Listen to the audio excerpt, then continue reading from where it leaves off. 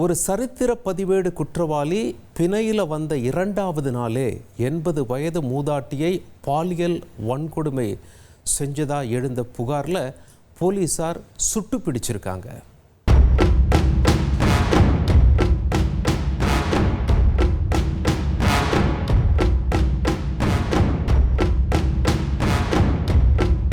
அடர்த்தியான இந்த சவுக்குத்தோப்பிற்குள் வைத்து அந்த படுபயங்கர சம்பவம் நடந்துள்ளது.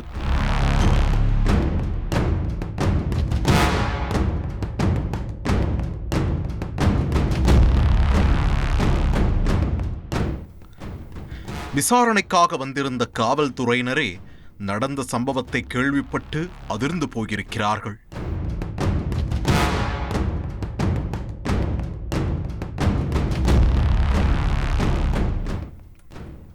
80 வயது மூதாட்டியை சவுக்குத்தோப்பிற்கு கடத்திச் சென்று பாலியல் வன்கொடுமை செய்திருக்கிறது ஒரு காம மிருகம். மூதாட்டியின் காதிலும் மூக்கிலும் அணிந்திருந்த நகையை அடித்து பிடுங்கிய அந்த காமுகன் நடந்ததை வெளியே சொல்லக்கூடாது என மிரட்டி மூதாட்டியின் வாயில் மண்ணை அள்ளி போட்டுவிட்டு தப்பிச் சென்றுள்ளான். அதிர்ச்சியில் உறைந்து போயிருந்த மூதாட்டி தனக்கு நடந்த கொடுமை இனி வேறு யாருக்கும் நடந்துவிடக் கூடாது என்று நடந்ததை உடனடியாக ஊர்க்காரர்களிடம் தெரிவித்துள்ளார்.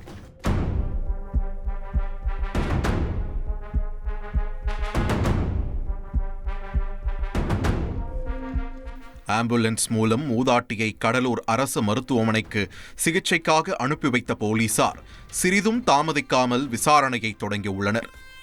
சம்பவம் நடந்த இரவே கிரைம் ஸ்பாட்டை அலசி ஆராய்ந்த எஸ்பி ஜெயக்குமார் குற்றவாளியை பிடிப்பதற்கு 4 தனிப்படைகள் அமைத்துள்ளார்.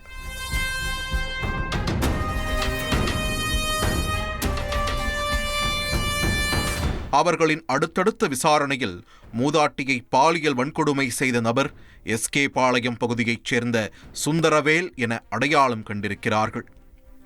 இவர் ஒரு சரித்திர பதிவேடு குற்றவாளி. இவர் மீது திருச்சி, மேட்டுப்பாளையம், ஈரோடு மற்றும் திருவெண்ணைநல்லூர் உள்ளிட்ட 4 காவல் நிலையங்களில் வழிப்பறி, கொள்ளை, கொலை முயற்சி வழக்குகள் உள்ளன. கடந்த மார்ச் மாதம் திருச்சி கண்டோன்மெண்ட் காவல்துறையினரால் ஒரு குற்ற வழக்கில் கைது செய்யப்பட்ட சுந்தரவேல் 2 தினங்களுக்கு முன்பாகத்தான் பிணையில் வெளிவந்திருக்கிறார். சம்பவம் நடந்த திங்கட்கிழமை கடலூர் பகுதியில் இருந்து ஒரு 2 வீலரை திருடிச் சென்ற சுந்தரவேல் பன்ருட்டி அடுத்த திராசு கிராமத்தில் உள்ள சவுக்குத்தோப்பில் அமர்ந்து மது அருந்தி உள்ளார். போதை தலைக்கேறியதும் சுந்தரவேலின் மனம் காம இச்சைக்கு ஏங்கி உள்ளது.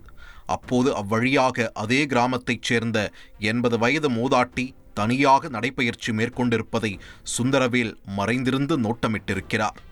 அக்கம் பக்கத்தில் யாரும் இல்லை என்பதை உறுதி செய்தவர் 80 வயது மூதாட்டியை கடத்திச் சென்று சவுக்குத்தோப்பிற்குள் வைத்து பாலியல் வன்கொடுமை செய்திருப்பது விசாரணையில் தெரிய வந்திருக்கிறது. இந்நிலையில் சுந்தரவேல் காடாம்புலியூர் அருகே உள்ள முந்திரிக்காட்டில் மறைந்திருக்கும் தகவல் காவல்துறையினருக்கு கிடைத்துள்ளது. உடனடியாக சம்பவ இடத்திற்கு விரைந்து சென்ற தனிப்படையினர் சுந்தரவேலை சுற்றி வளைத்து சரணடையுமாறு எச்சரித்துள்ளனர். ஆனால் அவர் தப்பிக்கும் பொருட்டு மறைத்து வைத்திருந்த கத்தியால் காவலர்களை தாக்கியுள்ளார். இதில் காவலர்கள் குபேந்திரன் மற்றும் ஹரிஹரன் ஆகிய இருவருக்கும் காயம் ஏற்பட்டிருக்கிறது. இதைத் தொடர்ந்து வேறு வழியின்றி காவல் ஆய்வாளர் வேலுமணி துப்பாக்கியால் சுந்தரவேலின் காலில் சுட்டு பிடித்திருக்கிறார்.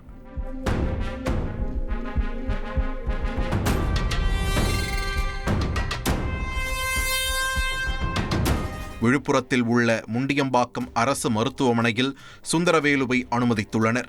மேலும் காயமடைந்த காவலர்கள் இருவரும் பன்ருட்டி அரசு மருத்துவமனையில் அனுமதிக்கப்பட்டிருந்த நிலையில் அவர்களை மாவட்ட காவல் கண்காணிப்பாளர் ஜெயக்குமார் நேரில் சந்தித்து நலம் விசாரித்துள்ளார்.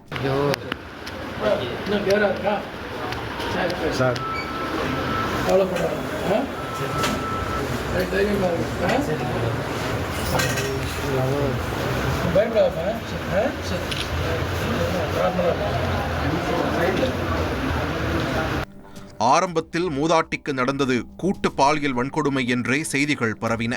இதுகுறித்து செய்தியாளர்கள் எஸ்பியிடம் கேள்வி எழுப்பிய போது அவர் கூட்டு பாலியல் வன்கொடுமை இல்லை என தெரிவித்துள்ளார்.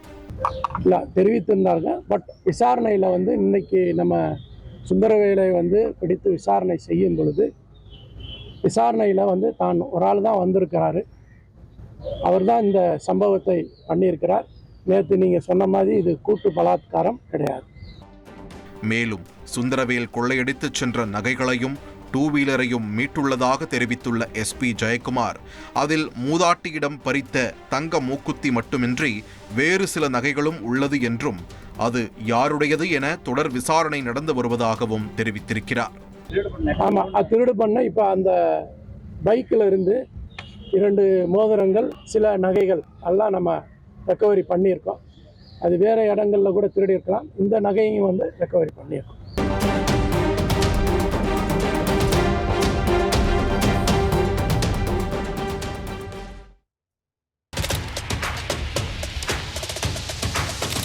அதிமுக்கிய விவரங்களை அனைவருக்கும் புரிய வைக்கும் பாட்காஸ்ட். உலக அதிகம் தவிர்க்க முடியாத முதல் மக்கள் வளைகுடா நாடுகள் பிரான்சிஸுக்கு பிரியா விடை. சம்பவங்களை தேடி களத்திற்கே உங்களை அழைத்துச் செல்லும் ஸ்பாட்லைட். அங்க இருக்கக்கூடிய கள விவரங்கள் என்ன? அமலாக்கத்துறை கடந்த 5 வருஷமாவே சார் எனக்கு ரொம்ப பிடிக்கும் அவர் வர்றதுக்காக. எங்களுடைய நியாயமான கோரிக்கை. Even at the cost of stopping. பார்வையாளர்களையும் செய்திக்குள் பங்கெடுக்க செய்யும் மக்கள் குரல். 50 ரூபாய் எங்களுக்கு தண்ணிக்கு ஒரு தீர்வே இல்லைங்க 10 வருஷமா. எங்களுக்கு சரியான ஒரு விடிவு கிடைக்கவில்லை. 60,000 ஏக்கருக்கு தான் கேட்கிறோம், பிச்சை கேட்கறாங்க. புத்தம் புதிதாக வித்தியாசமாக ஹெலிகாப்டர்களின் உதவி என்ன படிக்கலாம்ன்றதுல பேரண்ட்ஸும் என்கரேஜ் பண்ணணும், ஸ்டூடெண்ட்ஸும் தேர்வு செஞ்சு. எனக்கும் சீமானனுக்கும் பெரிய வித்தியாசம் இல்லைங்க. ஒரு பாயிண்டா சொல்லணும். உங்களுக்கான தலைவர்களை பொழுதுபோக்கு தளத்தில் தேடாதீர்கள், போராட்ட களத்தில் தேடுங்கள். அனைத்தும் உங்களுக்காக. எப்போதும் இணைந்திருங்கள் தந்தி டிவியுடன்.